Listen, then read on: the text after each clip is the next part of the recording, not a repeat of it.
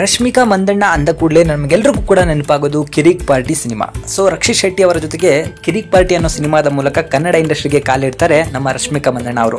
So Rashmika Mandanna ಅಂದ ಕೂಡಲೇ ಕನ್ನಡಿಗರು ಸ್ವಲ್ಪ ಕಾಂಟ್ರವರ್ಸಿಯಾಗಿ ನೋಡಲಿಕ್ಕೆ ಶುರು ಮಾಡ್ತಾರೆ.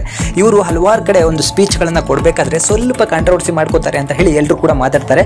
ಬಟ್ ಜನಗಳು ಇದನ್ನ ಅತಿ ಸೀರಿಯಸ್ ಆಗಿ ತಗೊಳ್ದೇ ಇದ್ರು ಕೂಡ ಮೀಡಿಯಾದವರು ಹಾಗೂ ಈ ಮೀಡಿಯಾ ದರ್ಶನ್ ಏನಂತಾರೆ ಏನ್ರಿ ಮೀಡಿಯಾ ಅಂತಾರಲ್ವಾ, ಈ ಮೀಡಿಯಾ ಸ್ವಲ್ಪ ಅದನ್ನು ದೊಡ್ಡದು ಮಾಡೋದು, ಅದನ್ನು ಕೆರೆದು ಗಾಯ ಮಾಡುವಂತಹ ಸ್ಥಿತಿಗೆ ಬಂದುಬಿಟ್ಟಿದೆ. ಯಾಕಂತ ಹೇಳಿದ್ರೆ ಇವರಿಗೆ ಮಾಡಿಕ್ಕೆ ಕೆಲಸ ಇಲ್ವೋ ಅಥವಾ ಬೇಕು ಅಂತಾನೆ ದೊಡ್ಡ ದೊಡ್ಡ ವ್ಯಕ್ತಿಗಳನ್ನ ಕಾಲ ಕೆಳಗೆ ಹಾಕಿ ತುಳಿಯೋ ಕೆಲಸ ಮಾಡ್ತಾರೋ ಖಂಡಿತವಾಗಿ ಗೊತ್ತಿಲ್ಲ.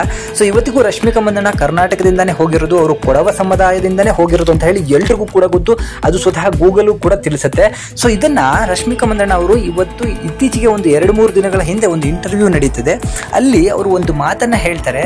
ಸೊ ಕೊಡವ ಸಮುದಾಯದಿಂದ ಪ್ರಾಬಬಲಿ ಅಂತಾನು ಸೇರಿಸ್ತಾರೆ, ನನ್ನ ಪ್ರಕಾರ ಅಂತ ಹೇಳಿ. ಸೊ ನಾನೇ ಮೊದಲ ಹೀರೋಯಿನ್ ಅನ್ಸುತ್ತೆ ಇಲ್ಲಿವರೆಗೂ ಕೂಡ ಬಂದಿರೋದು ಅಂತ ಹೇಳಿ. ಅಂದ್ರೆ ಅವರು ಎಲ್ಲಾ ಭಾಷೆಗಳಲ್ಲೂ ಕೂಡ ಮಾಡ್ಕೊಂಡು ಹೋಗಿದ್ದಾರೆ, ಎಲ್ಲದರಲ್ಲೂ ಕೂಡ ನಂಬರ್ 1 ಆಗಿ ನಿಂತ್ಕೊಂಡಿದ್ದಾರೆ. ಇವತ್ತಿಗೂ ಕೂಡ ಬಾಲಿವುಡ್ ಅಲ್ಲೂ ಕೂಡ ಹಲವಾರು ಸಿನಿಮಾಗಳು ಇದೆ. ದೊಡ್ಡ ಮಟ್ಟದ ಅಮೌಂಟ್ ಅನ್ನು ಇಸ್ಕೊಳ್ಳುವಂತಹ ಒಂದು ಹೀರೋಯಿನ್ ಅಂತ ಹೇಳಿದ್ರೆ ಅದು ರಶ್ಮಿಕಾ ಮಂದಣ್ಣನೇ. ಆ ಮಟ್ಟಕ್ಕೆ ಕೆಲಸ ಮಾಡಿರುವಂತಹ ಏಕೈಕ ಮಹಿಳೆಯನ್ನು ಕೂಡ, ಏಕೈಕ ಕೊಡುವ ಜನಾಂಗದಿಂದನೂ ಬಂದಿರುವಂತಹ ಏಕೈಕ ಹೀರೋಯಿನ್ ಕೂಡ ರಶ್ಮಿಕಾ ಮಂದಣ್ಣ ಅಂತಾನು ಕೂಡ ನಾನು ಹೇಳ್ತೀನಿ. ಆ ಮಟ್ಟಿಗೆ ಬೆಳವಣಿಗೆಯನ್ನ ಯಾರು ಕೂಡ ಕಂಡಿರಲಿಲ್ಲ. ಅದನ್ನು ಕಂಡಿರೋದು ಏಕೈಕ ಮಹಿಳೆ ರಶ್ಮಿಕಾ ಮಂದಣ್ಣ ಅಂತಾನೆ ನಾನು ಹೇಳ್ತೀನಿ. ಸೊ ಆ ವಿಚಾರವಾಗಿ ರಶ್ಮಿಕಾ ಮಂದಣ್ಣನು ಕೂಡ ಪ್ರಾಬಬಲಿ ಅನ್ನೋ ಒಂದು ಮಾತನ್ನು ಕೂಡ ಸೇರಿಸಿ ಈ ಮಾತನ್ನ ಹೇಳ್ತಾರೆ. ಸೊ ಅದನ್ನ ದೊಡ್ಡ ಕಾಂಟ್ರವರ್ಸಿಯಾಗಿ ಮಾಡಿದ್ದಾರೆ ನಮ್ಮ ಮೀಡಿಯಾಗಳು.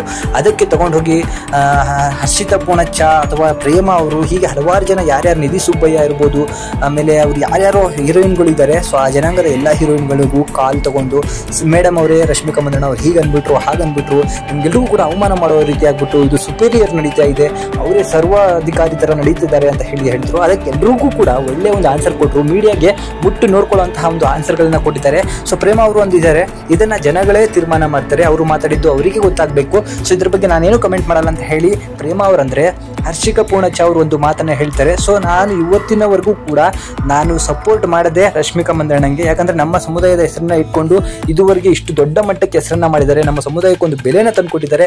ಯಾವುದೋ ಬೈ ಮಿಸ್ ಆಗಿ ಈ ಮಾತನ್ನ ಹೇಳಿದ್ದಾರೆ, ಅದನ್ನ ದೊಡ್ಡದು ಮಾಡಕ್ ಹೋಗ್ಬೇಡಿ ಅಂತ ಹೇಳಿ ಸುತ್ತಿ ಹೊಡೆಯುವಂತಹ ಕೆಲಸವನ್ನ ಹರ್ಷಿಕಾ ಪೂಣಚ್ಚ ಅವರು ಮಾಡಿದ್ದಾರೆ. ಸೊ ಮೀಡಿಯಾದವರು ಎಲ್ಲರನ್ನೂ ಕೂಡ ಎಳ್ದು ರಾದಂತ ಮಾಡಿ ಅದನ್ನ ದೊಡ್ಡದು ಮಾಡಬೇಕು, ಅದ್ರ ಜೊತೆಗೆ ನ್ಯೂಸ್ ತಗೋಬೇಕು ಅನ್ನೋದೇ ಒಂದು ಕಾಯ್ತಿದ್ದಾರೆ ಹೊರತು ಅದನ್ನ ಸೈಡಿಗಿಟ್ಟು ಅವರ ಬೆಳವಣಿಗೆ ಆಗಿರ್ಬೋದು, ಅವ್ರು ಮಾಡಿರುವಂತಹ ಸಾಧನೆಗಳನ್ನ ಎತ್ತಿ ತೋರಿಸುವಂತ ಕೆಲಸಗಳನ್ನ ಮಾಡ್ತಿಲ್ಲ.